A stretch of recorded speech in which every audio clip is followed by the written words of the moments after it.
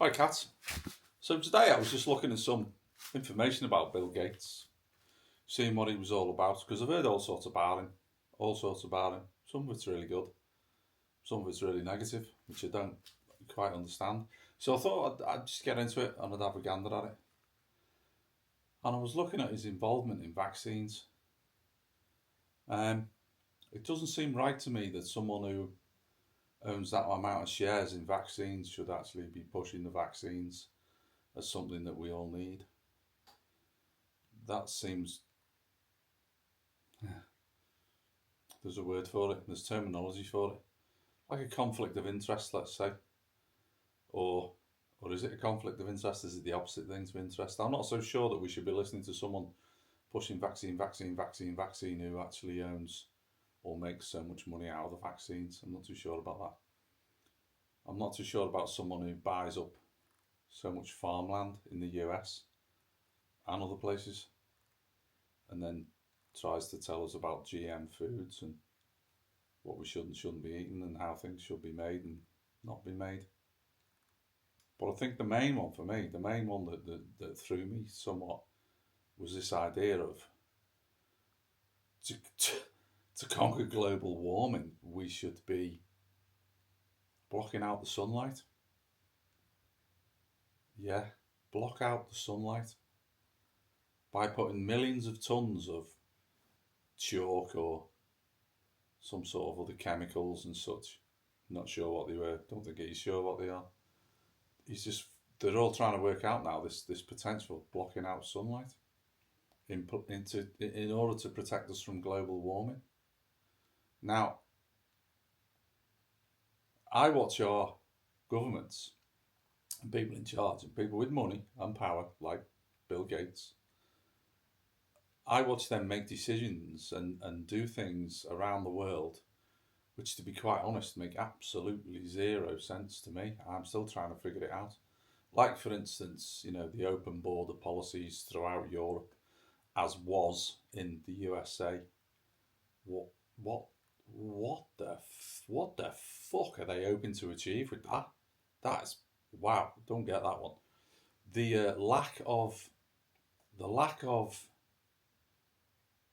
knowledge behind the, let's say, the vaccines. One particular vaccine, we all know the one I'm talking about, the one that we were all guided to take over and over and over again. Which, I mean, I think I took it twice, and I decided no, and then we booked a holiday to go to Dubai, and we had to have another one, so we had another one, and but since then, no. So that's been like 3 years now, no more. Even though we keep getting reminders every 6 months, so we've all decided no, no more. I've got two kids. One's 21, one's 16, and I mean, obviously they're guided by dad, aren't they, and mum. But they've watched and decided, hang on a minute here, because it doesn't feel like anyone knows what they're even doing with these vaccines. What are we getting vaccinated against? If you get vaccinated, if the chances of you getting drastically ill when you're under 16 years old is virtually nothing, it's virtually nil, why would you take a vaccine that actually increases your chances of getting ill through the vaccine? You've got more chance of being ill through the vaccine with, what's it called, cardiomyositis or whatever it is. Is that right? Myoiditis? Something like that. Some sort of, yeah, cardiomyositis, that sounds right. You've got more chance of getting that than you have of getting the illness, so why would you have the vaccine? And yet they still push the vaccine to everybody and his dog. And then it transpires everybody and his dog's connected with people who make the vaccines. What? Including Bill Gates. Hang on. So when we normally we go through a process of testing new vaccines because of things that have gone terribly wrong in the past, concerning vaccines and other medications. Normally, I believe it's somewhere between about 12 and 17 years of testing before a vaccine is released onto the public. Well, those COVID vaccines had about 9 months. They were the long ones. 9 months. How did we go from over a decade to 9 months of testing? And then someone tried to convince us that, oh, it's okay, it's all right, it's all great, it's all super. On average, the chances are I don't want on average, and I don't want the chances are. Everyone understands that there's risks to vaccines. Any medications always have a downside. Lots of medications have really harsh downsides. Most medications, you know, there's instructions on the packet and how many you take in a day or how many you take in a week. There's a reason for that because it starts to have an adverse effect, or it does the opposite of what it's supposed to be doing. Like for instance, let's take headache pills. Yeah, pick some headache pills. Let's pick one. Let's pick one. Sindol, only because I know about this one. So you take Sindol, and if you take more than two a day regularly, let's say 4 times a week, the chances are you will start to give yourself headaches because you're taking Sindol. So rather than cure the headache, it gives you the headache. So when it comes down to vaccines, which can give you myocarditis, personally, I would like someone to do the decade of investigations into what might or might not go wrong. And then at least when the information's given to you about who really was susceptible to a certain illness, let's say home video 19, let's remember that those people that were at risk were over 80 years old. Now, this is going to seem really harsh, but over 80 years old, you are, and I will be, and anyone else that lives to that age will be, dodging the inevitable. You know, it's knocking on your door now. You're only going one way and you ain't getting younger. So there was a risk. There was a risk. But for those people, I could understand taking the vaccine. I get it. I get it. Because if you get it, you're extremely susceptible. And most of those people at that age have got comorbidities anyway. So you're susceptible to it. Fine. Okay. I get that. I do not understand trying to force it on 20 to 30 somethings.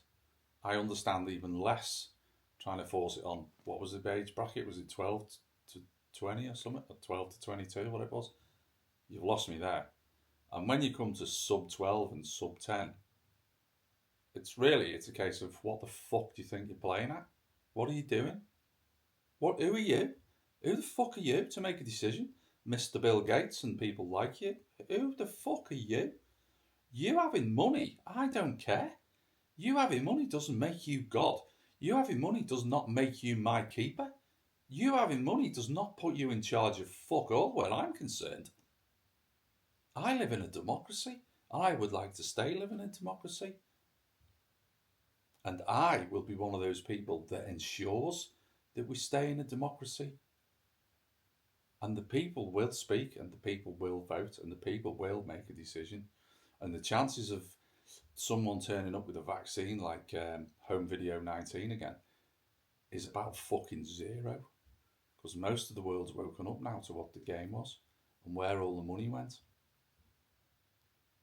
And how we were not really convinced of the coincidence between it coming from some bat from some cave that was in a wet market sold about 150 yards away from where they were doing gain of function research. Gain of function research, by the way, is basically trying to weaponize illnesses. That's gain of function research in a nutshell.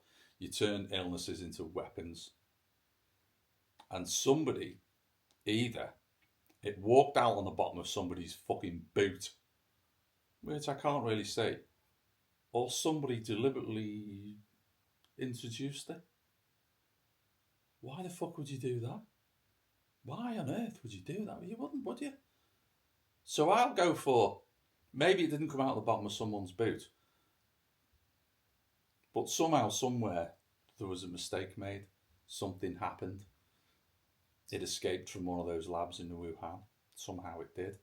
But my problem is people like Mr. Bill Gates and people like him, these people with the money, these people who make the decisions, seem to think they know more about what I need than I do. And I don't agree.